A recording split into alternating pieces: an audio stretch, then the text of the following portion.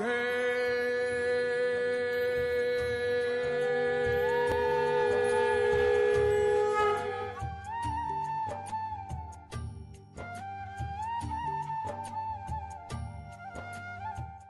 प्रथमं सद्गुरुं वन्दे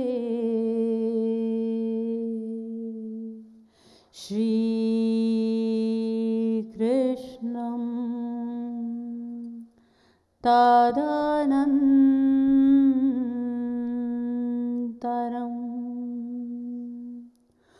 गुरुः पापात्मनां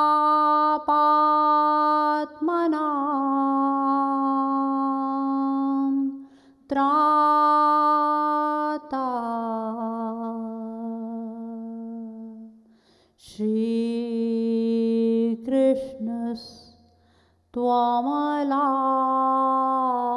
श्रीकृष्णस्त्वमलात्मना अहो बकीयं स्तनकालकूटं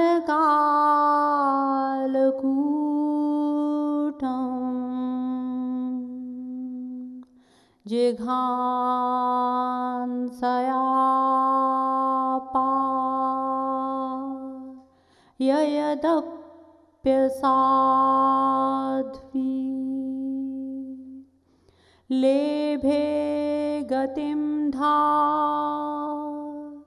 त्र्युचितां ततोऽन्यं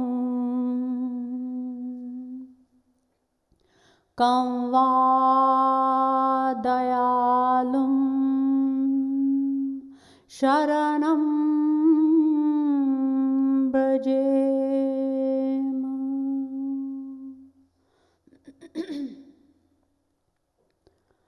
नमः कमलनाभाय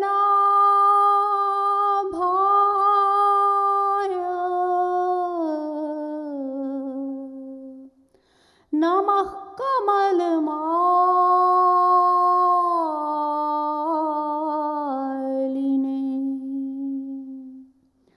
नमः कमलपादाय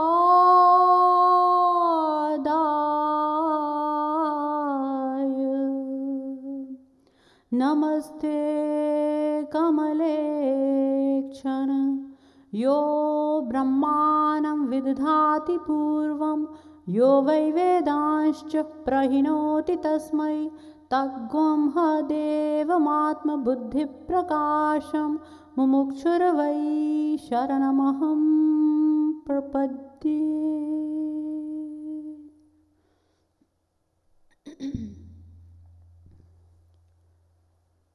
Dear devotees, as a regular spiritual practice, let us chant for a few minutes.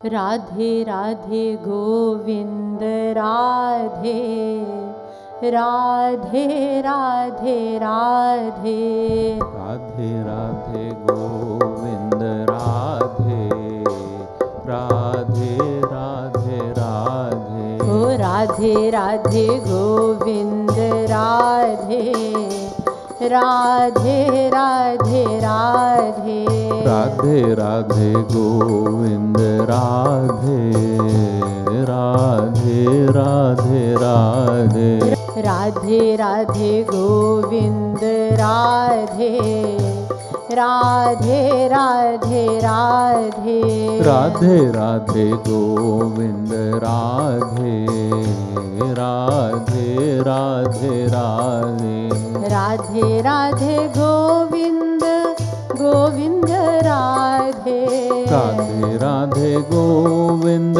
Govind Radhe Radhe Radhe Govind Govind Radhe Radhe Radhe Govind Govind Radhe Radhe Radhe Govind Radhe Radhe Radhe Radhe Radhe Radhe Govind Radhe Radhe Radhe Radhe बोलिए अलबेली सरकार की जय।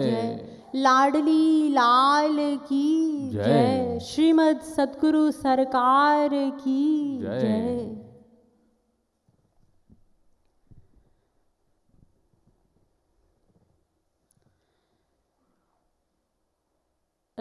Elaborating on the Vedic verse, Ath yadi damasmin Brahmapure pundarikam veshma dahrosmin nantara kashas tasmin yadantas tadan veshtavyam. Chandogya Upanishad. I have disclosed to you so far that every living being in the universe is a part and parcel of God.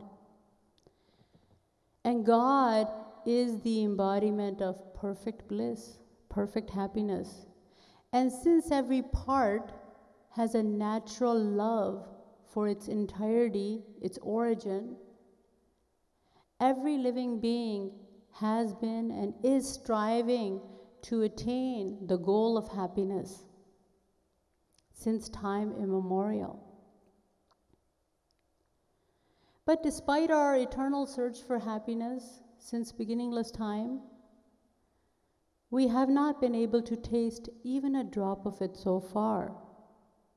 We inquired into the reason for this, and the Vedas told us that happiness can be ours only upon the attainment of God. Because God is happiness, happiness is God. God and happiness are synonymous terms. Thereafter, we made an attempt to know Him, but the Vedas and Shastras then told us that God cannot be known because He is divine, and the media that we employ to gain His knowledge, that is our senses, mind, and intellect, are material. Moreover, God is the inspirer, the illuminator, the upholder, and the knower of our senses, mind, and intellect. And our senses, mind, and intellect are inspired, illumined, upheld, and known by Him. He's omniscient, whereas the individual soul is ignorant. Furthermore, God is full of mutual contradictions. He's one, yet He's many. He lives inside us as well as outside of us, and He also lives in His divine abode. He does nothing, yet does many things.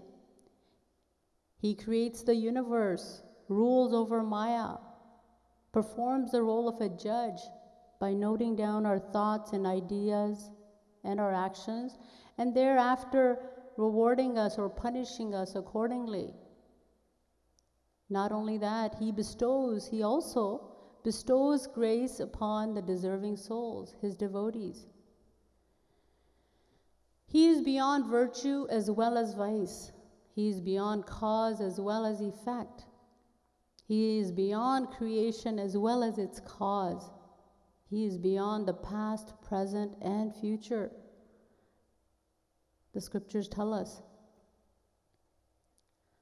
He is so full of contradictions that even Brahma, Vishnu, and Shankar cannot comprehend Him. Learning this, we became disheartened, we became disappointed.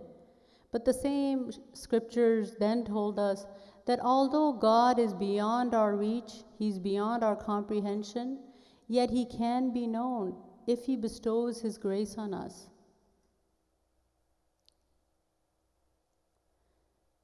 And then, next, we made an effort to find out how to attain the grace of God, because it is only through His grace that innumerable living beings have become God realized in the past and are doing so at present. They have attained their eternal goal of supreme happiness.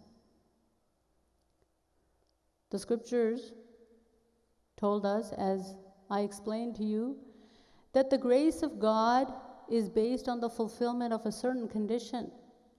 This created a doubt in our mind that if God requires us to do something before bestowing His grace on us, then it would be more appropriate to call him a businessman instead.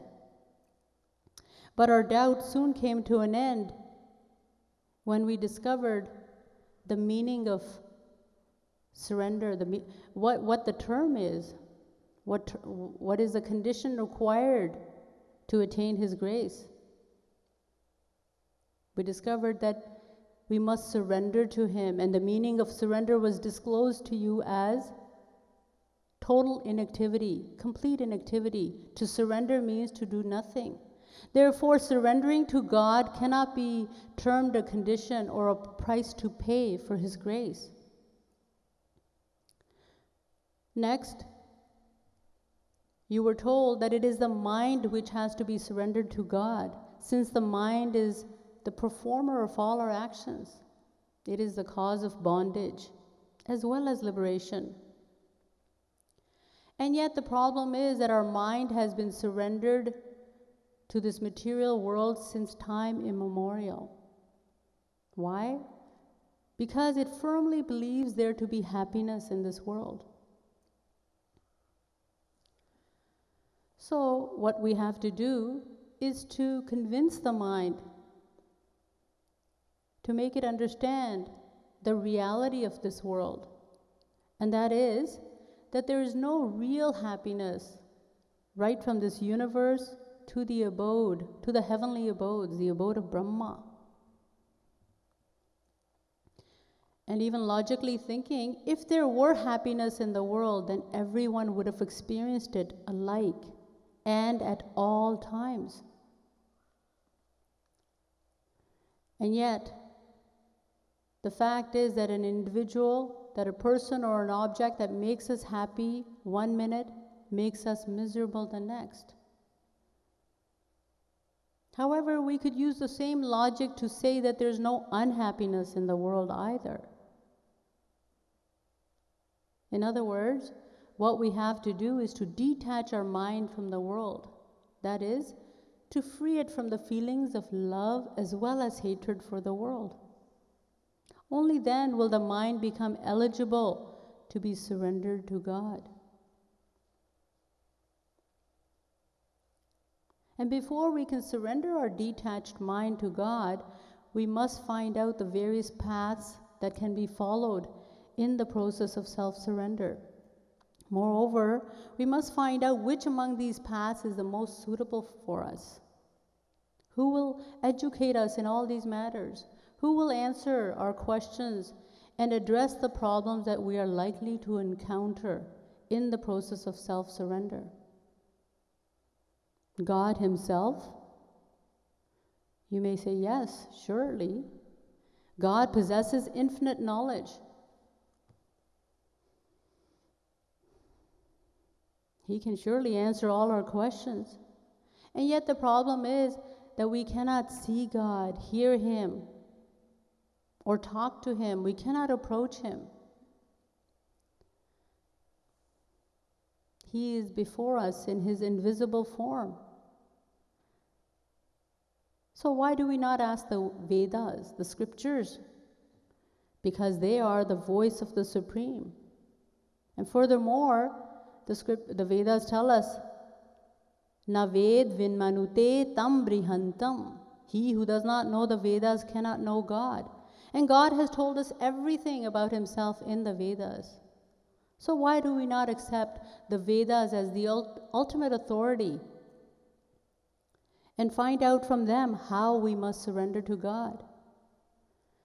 But the problem is that the Vedas are divine, divya, just as God is. We cannot comprehend the knowledge of the Vedas with our limited and material intellect.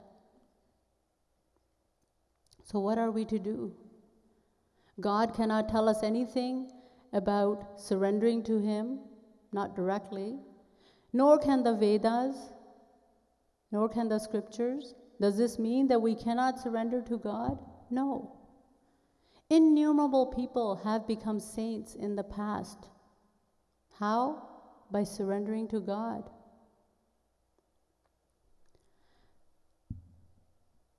But before we can surrender our detached mind to God, we must surrender it to a saint or a spiritual master before we can surrender to God. You see, the spiritual master or the guru has been recognized by the scriptures as an indispensable link between the individual soul and the supreme soul. The scriptures declare that it is absolutely impossible to surrender to God without first surrendering to a saint, a guru. The Vedas state, Pariksha lokan karmachitan brahmano nirveda mayan nastya kritah kritena tadvijnanartham sagurumeva bhigachet samitpanehi shrotriyam brahmanishtham. Mundakopanishad 1-2-12. The word ev has been used. Gurum ev abhigachati. Ev means only, and abhigachati in Sanskrit means completely and thoroughly. In other words, surrender to the Guru completely and only, ev. And how should one approach a saint? Samitpanihi, the scriptures say, with feelings of reverence. And what are the qualifications of a saint? Shrotriyam brahmanishtham. He must possess a thorough knowledge of all the scriptures, and more importantly, he must possess a practical experience of God.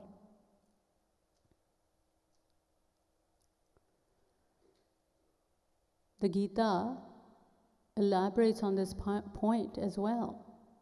Tadvidhi pranipatena pariprashnena sevaya upadekshanti te jnanam jnaninas tattvadarshinaha. 434. If you wish to attain God, you must seek shelter at the lotus feet of a genuine master, serve him, and reverently ask him questions. Not for the purpose of testing his knowledge, but acquiring the knowledge of God. In other words, our questions must be honest and sincere. So the implication is that God cannot be known, the knowledge of God cannot be attained without the guidance of a guru. The Ramayana also says, Guru binu hoi ki gyan, gyan ki hoi virag binu. Guru binu bhavanidhi tarai ki koi, jo viranchi shankar sam hoi. Meaning that no one can know God without a guru's guidance, let alone ordinary people like us. The Ramayana says, even Brahma, Vishnu, and Shankar cannot know him through self-effort. Even they must approach a spiritual master. And logically speaking, we all know that it is impossible to attain any knowledge without the help of a teacher. We cannot even learn the alphabet by ourselves. Someone has to take the child by the hand and form the letters A, B, C, D, etc. So you can imagine, if we need the help of a teacher to acquire even the knowledge of the alphabet, then how can we learn about God on our own? This is why a guru is necessary in the process of God realization. But this does not mean that just anyone can be accepted as a guru.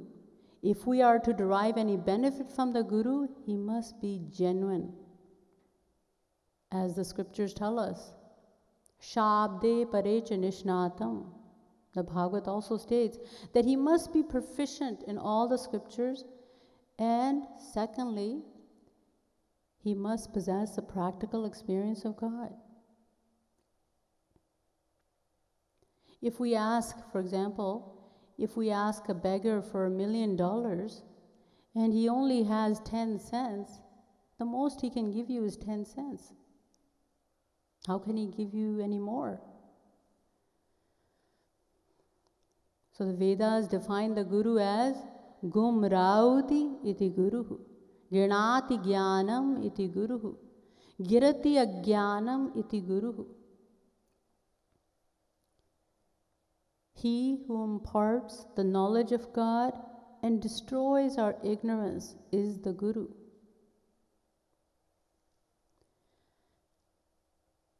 Let me also clarify here that a spiritual master or a saint or a guru are one and the same entity. The only difference is that the guru that we surrender to, the saint rather, we surrender to is referred to as the Guru. The spiritual master or the Guru is the saint with whom we have direct contact. And yet, it is extremely difficult to recognize a genuine saint. Let us reflect on this point as well. Why? Because, you see, 99.9% of saints in our history have been of the type who, although internally they're ever absorbed in the bliss of God, they're always at one with God internally, but externally they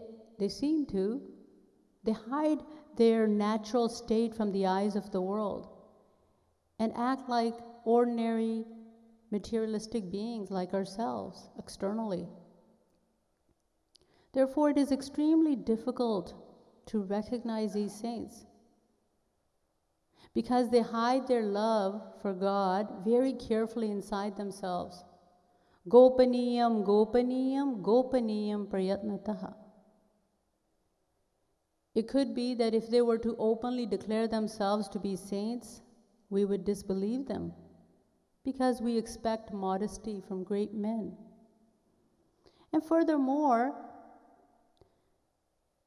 if a saint were to always remain absorbed in his divine state, in his natural state, if he's always absorbed in he's in a trance, absorbed in the bliss of divine love, then how can we worldly beings benefit from him? That is another point. But whatever the reason may be, most saints conceal their divine nature behind the veil of worldliness. They feign worldliness. They pretend to be ordinary.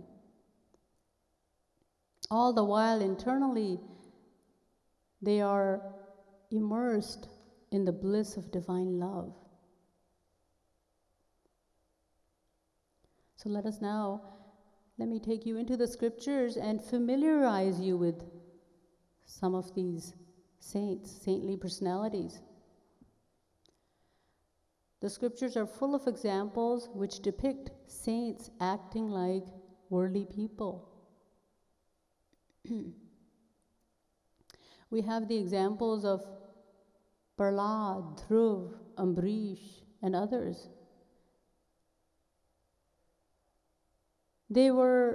Although they were saints, yet they ruled kingdoms for thousands of years. And we all know, that a king has to perform all kinds of works involving anger, greed, envy, etc. Now let us go into Treta Yuga, the descension period of Shri Ram. We celebrated Ram Navami just a few days ago. So let us go into the Ramayana. It is written in the Ramayana that when Lord Ram was enacting the role of a grief-stricken husband, after Sita ji had been abducted by Ravan, he was displaying his separation from Sita ji. In this condition, Viraha, he was seen by Parvati ji, the eternal consort of Lord Shiva being the destroyer of the universe. And Parvati ji, what did she see? Ha Sita ken Nita mam hriday gata ko bhavan ken drishta. Valmiki Ramayan. He khag mrig he madhukar shreni tum dekhi Sita mrig naini. Lakshman samujhaye bahu bhanti पूछत चले लता तरुपाती. एहि विधि खोजत विलपत स्वामी मनहु महा विरही अति कामी.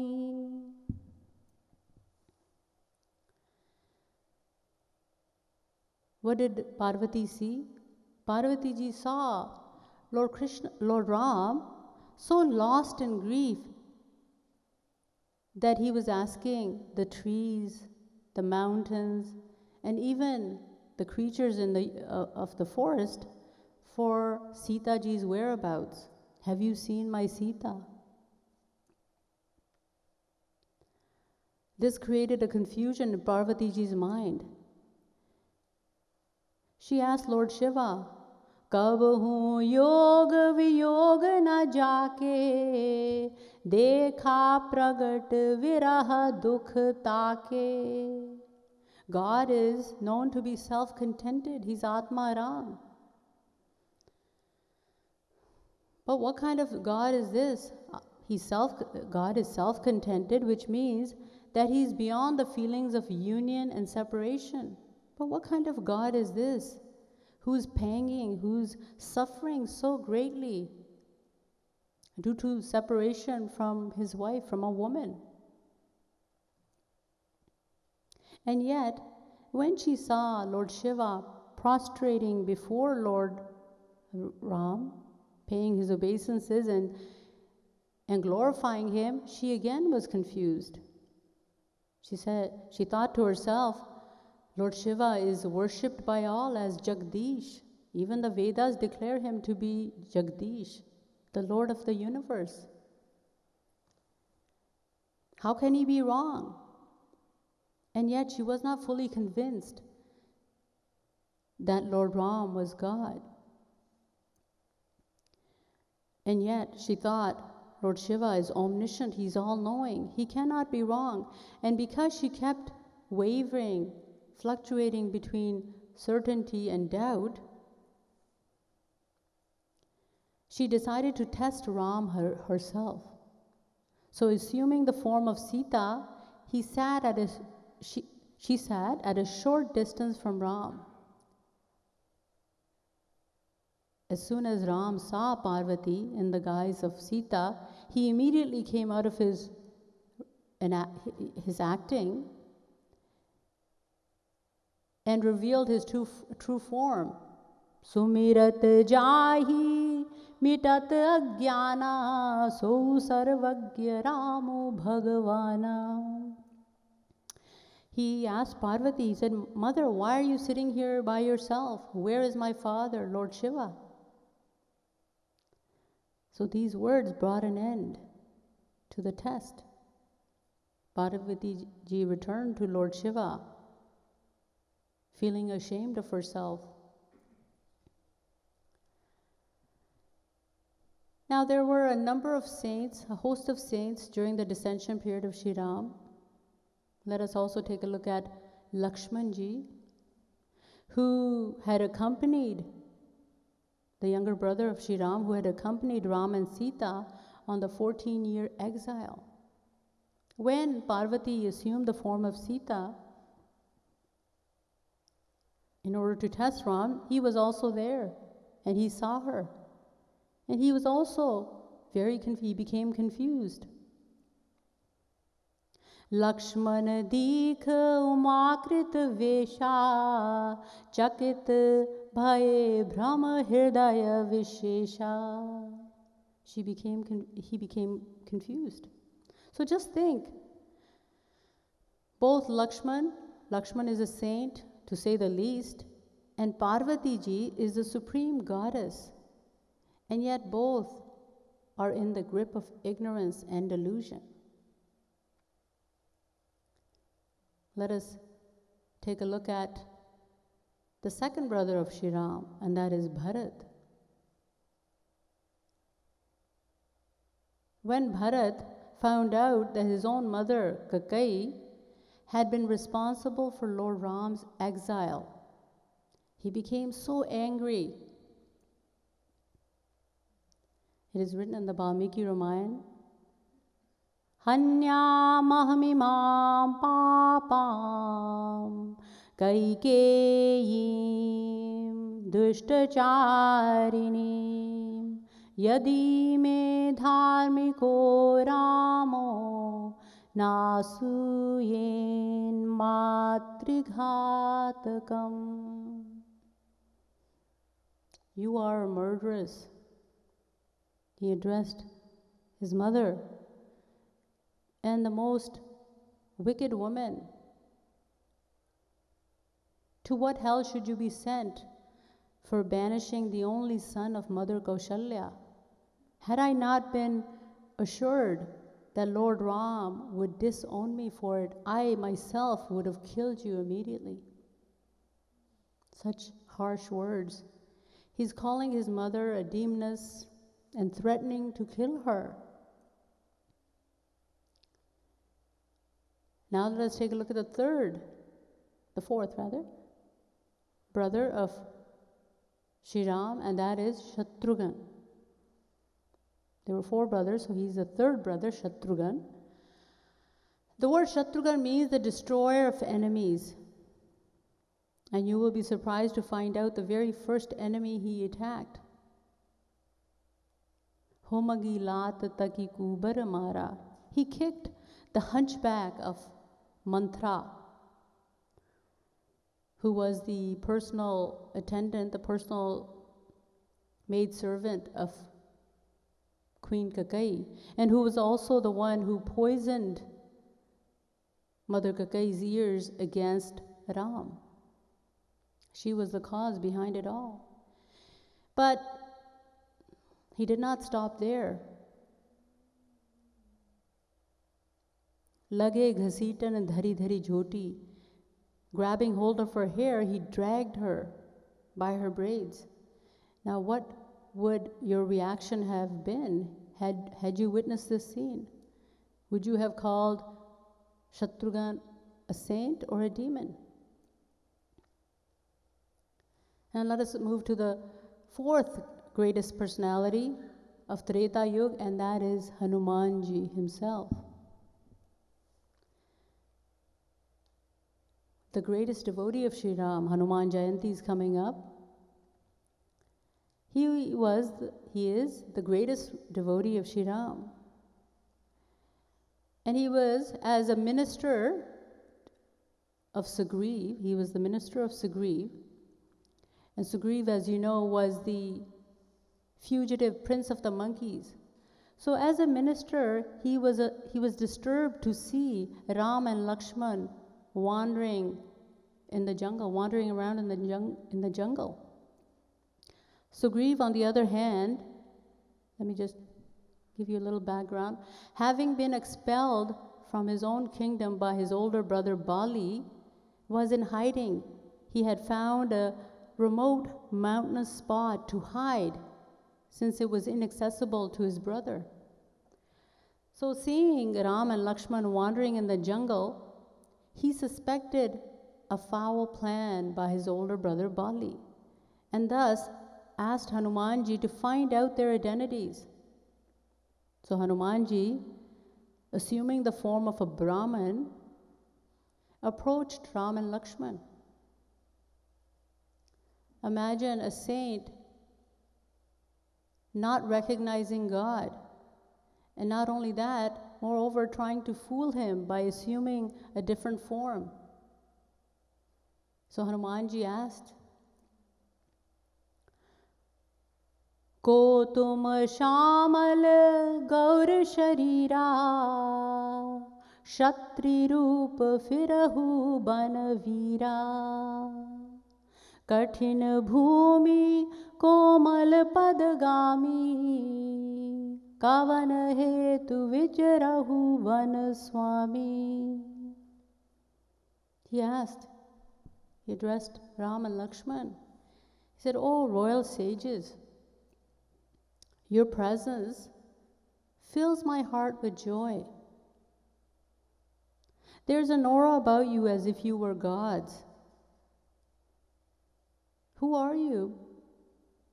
And why are you wandering around in the jungle?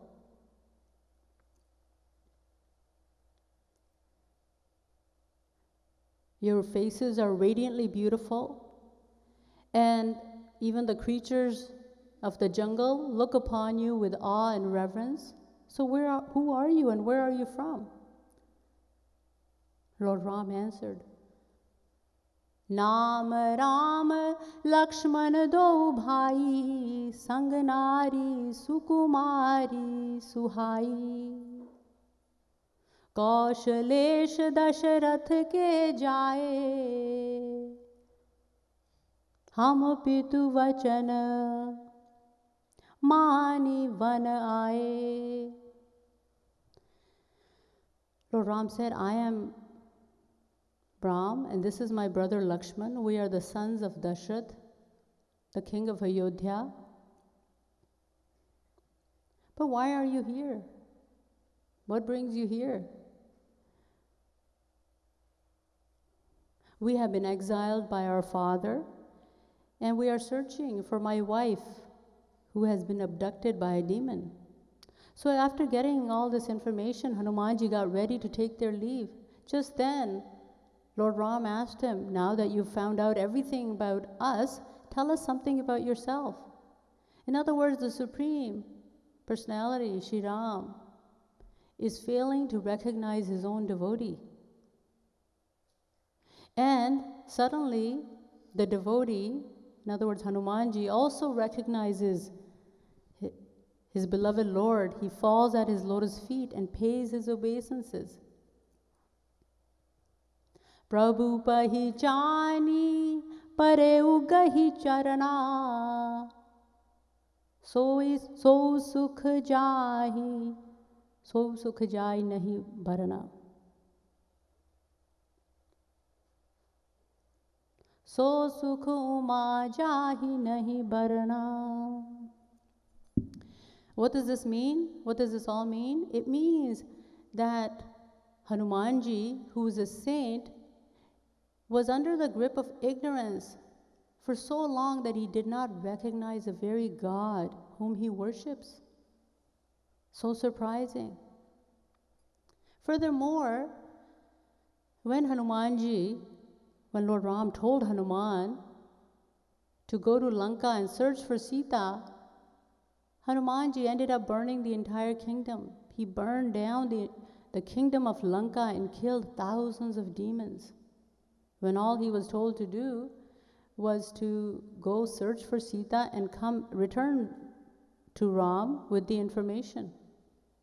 In other words, the scriptures are full of discrepancies, full of examples of saints performing delusive actions, misleading actions. They pretend to be deluded by Maya or confused. And yet, on the other hand, the Vedas tell us, Sada Pashyanti Surya Tad Vishnoh Paramam Padam. Meaning, after one has attained the divine knowledge of God, there's no question of him ever coming in the grip of ignorance, under the grip of ignorance. There's no question of him becoming deluded by Maya. And furthermore, when you think about it, had the divine knowledge and divine bliss of God been temporary, been impermanent, then who would have strived so long and worked so hard to attain it? Who would try to attain it? Strive so, make such an effort to attain it? Yes, true. This is why the scriptures explain that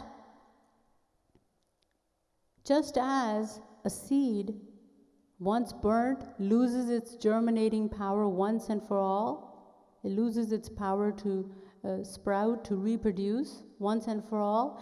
In the same way, upon realizing God, the individual soul can never again be touched by Maya. The ties of Maya are cut asunder forever and ever. So what is the reason? What is the mystery behind these delusive actions of saints, God and saints? So here a question arises. If these saints also work just like us, who are performing the works of Maya, then what is the difference between their works and our works? This is a very important piece of spiritual knowledge we need to understand if we are to progress on our path of spirituality. So why, if these saints do also perform works like us, then what is the difference between their works and our works? This is a question. You see, God possesses infinite powers, one of which is called Yog Maya. Yog Maya is the most personal, most intimate power of God. Maya is the power that has all worldly beings like us under its control. God and saints possess the power Yog Maya. Yog plus Maya.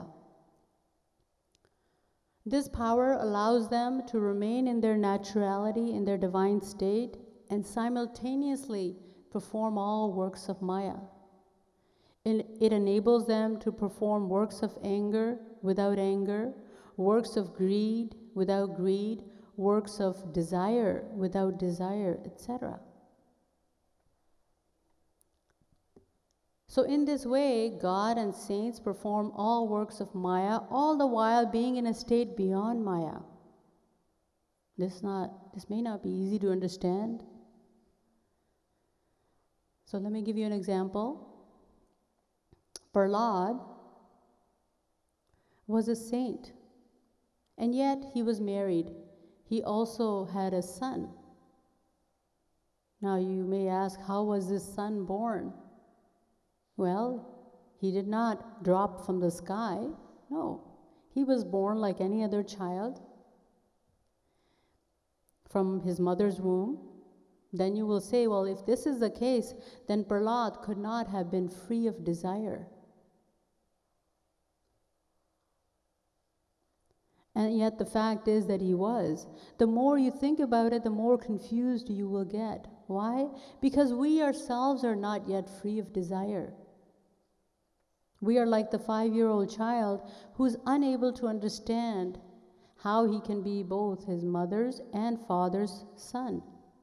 The child is unfamiliar with the reproduction system, and therefore even Saraswati and Brihaspati, the gods of knowledge, cannot make him understand.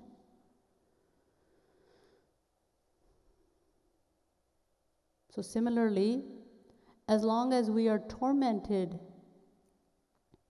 by the diseases such as anger, greed, lust, pride, hatred, etc., we cannot understand how God and saints perform all works of Maya, all the while being in a state beyond Maya. How can Hanumanji be killing thousands of demons, burning Lanka, and at the same time experience the omnipresence, the presence of Shri Ram in each and every particle, in every one and everything? Outwardly, he's committing so many murders, but inwardly, He's experiencing only the bliss of divine love. He's immersed in the bliss of Shri Ram. How is this possible? And yet, we can hardly doubt the works of God and saints. Because we do not have an understanding of divine works, divine leelas, divine actions, we will have to just accept the fact that God and saints perform actions with the power of Yog Maya, through which they remain in their divine state, their naturality, all the while seemingly performing the works of Maya, worldly works. This is why any doubts we have regarding the anger of Lakshman, Bharat, Shatrughan, or regarding the delusion or confusion of Parvati ji, they are unfounded, baseless, not factual.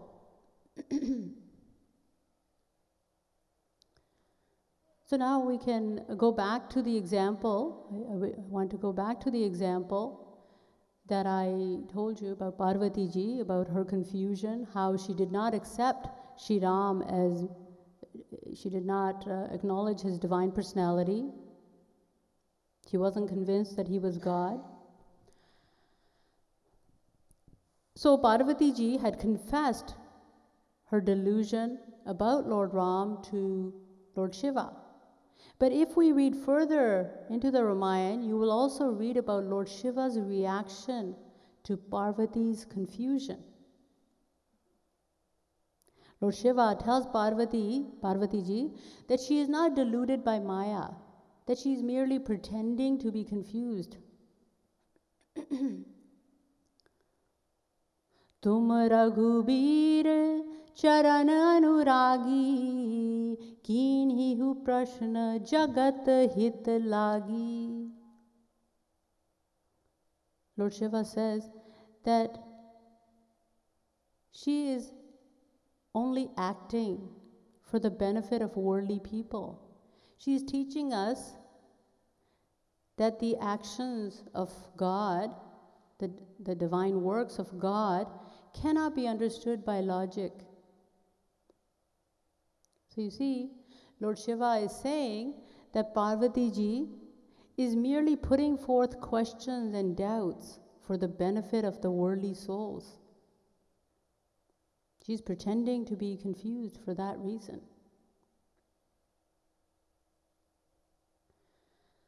The Ramayana states, Bhakt hetu Bhagavan Prabhu Ram dhare utanu bhoop Kiye charit pavan param Prakrit nar anurup.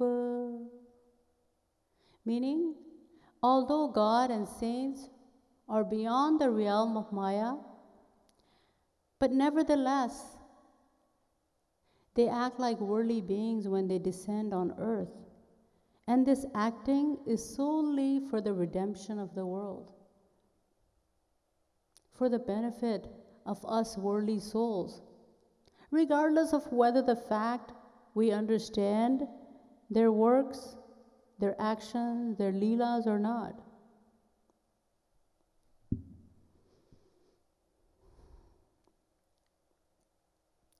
So now that we have gained some knowledge about the entity known as the Guru, the qualifications of a Guru, and the delusive actions of saints, why saints, how they perform worldly actions, I should say, with the help of their, God's divine power, Yog Maya, etc. The next question is, what will the saints tell us? What will the Guru tell us? And the scriptures tell us as to which path, how many paths, first of all, are available to us in the process of God realization, and which among these paths is the most suitable for us. So this will be addressed tomorrow. The answers to these questions will be talked, elaborated on tomorrow. Until then, Bole Vrindavan Bihari Lal Ki Jai.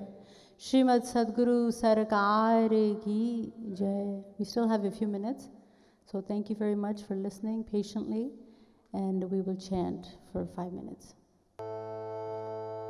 Jai Jai Shama, Jai Jai Sham, Jai Jai Shri Vrindavan Dham. Jai Shama, Jai Jai Sham, Jai Jai Shri Vrindavan Dham. Jai Jai Shama, Jai Jai Shama, Jai Jai Sham, Jai Jai Shri Vrindavan Dham. Jai Jai Shama, Jai Jai Sham, Jai Jai Shri Vrindavan Dham. Oh, Jai Jai, Jai Jai Shama, Jai Jai Sham, Jai Jai Shri Vrindavan Dham. Jai Jai Shama, Jai Jai Sham, Jai Jai Shri Vrindavan Dham. Jai Jai Shama, Jai Jai Sham. Jai Jai Shama, Jai Jai Sham. Oh, Jai Jai Shama, Jai Jai Sham. Jai Jai Shama, Jai Jai Sham. Jai Jai Shama, Jai Jai Shama, Jai Jai Sham, Jai Jai Shri Vrindavan Dham. Jai Jai Shama, Jai Jai Sham, Jai Jai Shri Vrindavan Dham. Oh, Jai Jai Shama, Jai Jai Sham, Jai Jai Shri Vrindavan Dham. Jai Jai Shama, Jai Jai Sham, Jai Jai Shri Vrindavan Dham. मेरी श्यामा मेरे श्याम. मेरी श्यामा, मेरे श्याम. मेरी श्यामा मेरे श्याम. मेरी श्यामा, मेरे श्याम. प्राण हमारे श्यामा श्याम. प्राण हमारे श्यामा श्याम. प्राण हमारे श्यामा श्याम. प्राण हमारे श्यामा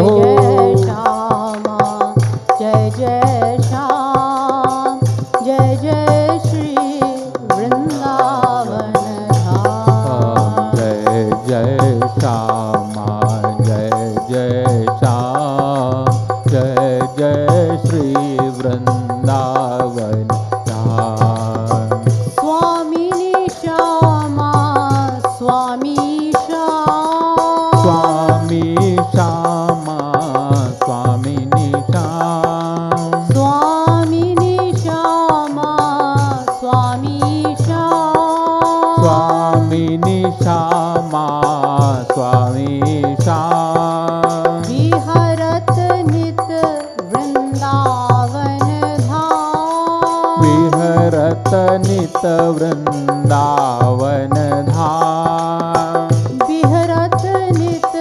वृंदावन श्याम विहरत नित वृंदावन धाम स्वामिनी श्यामा स्वामी श्याम स्वामिनी श्यामा स्वामी श्याम स्वामिनी श्यामा स्वामी श्याम स्वामिनी श्यामा स्वामी श्याम विहरत नित जहो वृंदावन धाम विहरत नित वृंदावन धाम विहरत नित वृंदावन धाम विहरत नित वृंदावन धाम जय जय जय जय जय जय श्यामा जय जय श्याम जय जय श्री वृंदावन धाम जय जय श्यामा जय जय श्याम जय जय श्री वृंदावन धाम जय जय श्यामा जय जय श्याम जय जय श्री वृंदावन धाम जय जय श्यामा जय जय श्याम जय जय श्री वृंदावन धाम जय जय श्यामा जय जय श्यामा जय जय श्याम जय जय श्री वृंदावन धाम जय जय श्यामा जय जय श्याम जय जय श्री वृंदावन